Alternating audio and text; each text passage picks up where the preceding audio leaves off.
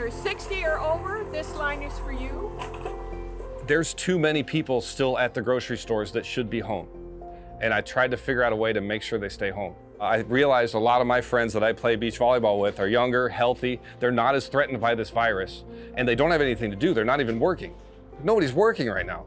So I sent a text message to a group of about 500 of them and said, hey, if I got the money, could you help me deliver groceries to elderly people so they don't have to leave their homes?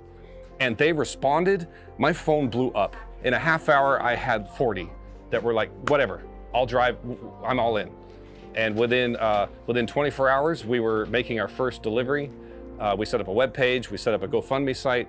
This is not meant to last long, it's just meant to fill an immediate need until we figure out how we're gonna deal with this thing over the next few months.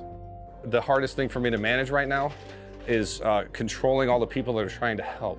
The volunteers are coming in more than we can handle. We tell our drivers, don't even interact with them. Just ring the doorbell and leave. They wear gloves and masks and they sanitize as much as they can.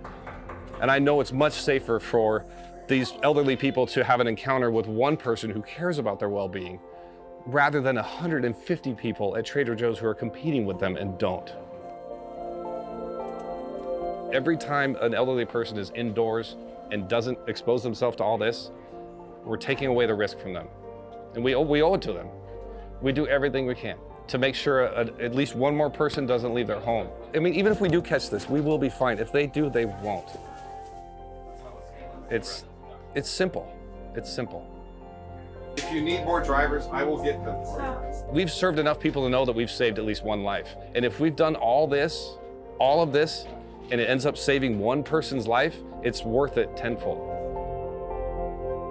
Most of them call into the hotline because they don't know technology enough. I've heard them say so many, I don't have a computer, is that okay? Yes, we have a phone number, they call in. We have Joshua answer the phone most of the time. He's so charismatic, he connects with them well. He never runs out of energy for them. We've had so many of them say, it's so nice to talk to somebody. There's something else going on more than them just getting some food. Somebody is caring for them and making sure, and then somebody's also talking to them a little bit, or sometimes a lot. Josh has had some phone calls go on for a while, and we sometimes gather around and listen in because I don't know, it makes us realize there's more going on than us just getting some free food to some people. Okay, Hudson, thank you for reaching out again, and you should be in touch with her shortly. My name is Joshua. Anything else, let me know. Thank you very much. My role is simple, kind of explain everything to anybody calling in.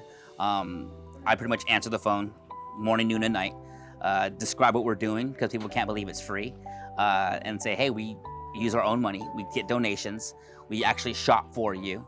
It's for elderly people who can't get themselves out of the house and shouldn't.